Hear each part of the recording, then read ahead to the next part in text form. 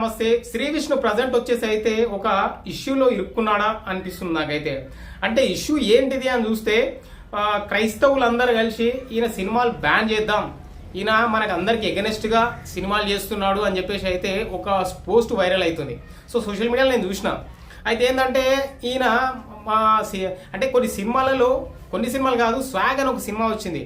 ఆ సినిమాలో ఆ పాపిని ఇటు రమ్మనండి అని ఒక డైలాగ్ ఉంటుంది. అంటే దాంట్లో క్రిస్టియన్ సంబంధించి ఒక ఎపిసోడ్ ఉంటుంది అన్నట్టు ఆ సినిమాలో. సో వాళ్ళకి నూనె ఇచ్చి నడవడానికి రాకుండా వచ్చిన వ్యక్తికి ఆ నూనె రాయంగానే పరిగెట్టుకుంటూ వెళ్ళడం అనేది కామెడీ క్రియేట్ చేశారు అందులో శ్రీ విష్ణు సినిమా.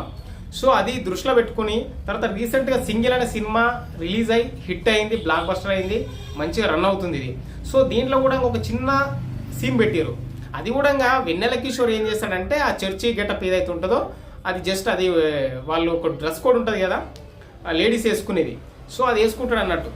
సో దాని మీద ఒక చిన్న సీన్ ఉంటుంది. సో దీనివల్ల ఏమైందంటే క్రైస్తవులంతా ఇంకా మాకు అందరికి ఎగనెస్ట్గా చేస్తున్నాడు, సో ఈయన సినిమాలు బ్యాన్ చేద్దాం అని చెప్పేసి అయితే యుద్ధం ప్రకటించారు సోషల్ మీడియాలో.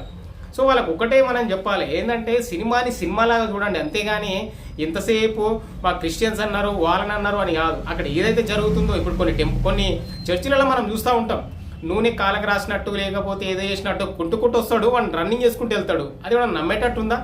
తీస్తే చాలా వెళ్తాయి. ఈవెన్ హిందూ దేవుళ్ళ గురించి కూడా చాలా తీసారు కదా, ఇంతకుముందు ఎన్నో తీసినారు. సో అవన్నీ పట్టించుకుంటే కరెక్ట్ కాదు అని చెప్పేసి అయితే చాలామంది అయితే మాట్లాడుతున్నారు. సో ఏది ఏమైనా కూడా శ్రీ విష్ణుకి అయితే మనం సపోర్ట్ చేయాల్సిందే. ఏదో ఆ చిన్న ఇష్యూ చేసిరని చెప్పేసి తను బ్యాన్ చేస్తాం, అది చేస్తాం, ఆడకుండా చేస్తాం అని చెప్పేసి అయితే క్రిస్టియన్ సంఘాలు అయితే మాట్లాడుతున్నారంట. సో సోషల్ మీడియాలో పోస్టులు అయితే వైరల్ చేస్తున్నారు. సో దీన్ని బట్టి అంతెందుకు ట్రాన్స్ అని ఒక సినిమా వచ్చింది, మలయాళం సినిమా, దాన్ని ఆపగలిగిర్రా? మలయాళం ట్రాన్స్ కనుక మీరు చూస్తే షాక్ అవుతారు. ఆ సినిమాలో ఒక ఏదైతే అంటే కంటిన్యూగా అసలు పాస్టర్ ఎట్లా అవుతాడు, పాస్టర్ చేసే పనులేంటి, వీళ్ళకి ఫండ్స్ ఎక్కడి నుంచి వస్తాయి, పాస్టర్ కావడానికి ఎదుటోళ్ళని ఆకట్టుకోవడానికి వాళ్ళు చేసే గారడి లేంది, మాయ ఏంది అని చెప్పేది మొత్తం సినిమా తీసిండు. 2 గంటల సినిమా తీసిండు వాడు. కానీ దాన్ని ఏమైనా ఆపిరా? యూట్యూబ్లో కూడా ఉంది, పోయి ఒకసారి చూడండి. అసలు ఎవరైతే మతం మారిరో వాళ్ళు చూస్తే మాత్రం షాక్ అవుతారు. అసలు దాన్ని ఏం నడుస్తుంది, ఆ బిహైండ్లో ఏం నడుస్తుంది అనేది, ఎందుకు వీళ్ళు దశమ భాగాలు అడుగుతారు, అసలు ఏంటిది అనేది ఇవన్నీ మీకు తెలుస్తాయి. ట్రాన్స్ అనే సినిమా మాత్రం చూడండి. ఎందుకంటే ఎక్కువ పాపులేషన్ క్రిస్టియన్సే ఉన్నారు అక్కడ కేరళలో, అయినా కూడా వాళ్ళు ఏం చేయలేకపోయారు. నిజం తెలుసుకున్నారు, అరే నిజంగానే కదా ఇట్లాంటి ఫ్రాడ్ నడుస్తుంది కదా తెలుసుకున్నారు, అట్లా అనుకోవచ్చు కదా.